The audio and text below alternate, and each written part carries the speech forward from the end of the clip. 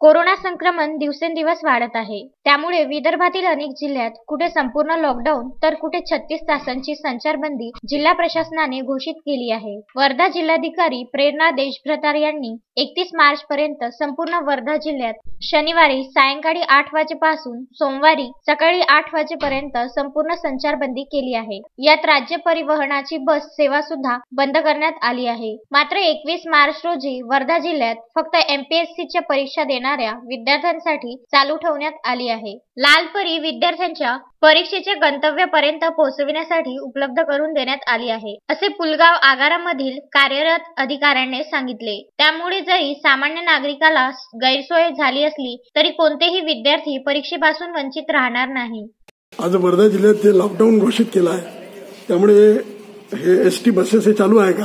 नाही साहेब, ST buses चालू म्हणजे फक्त एमपीएससीचे जे एक्झाम आहे त्याकरता सुरू आहे, अन्यथा जनरल प्रवासासाठी बंद आहे.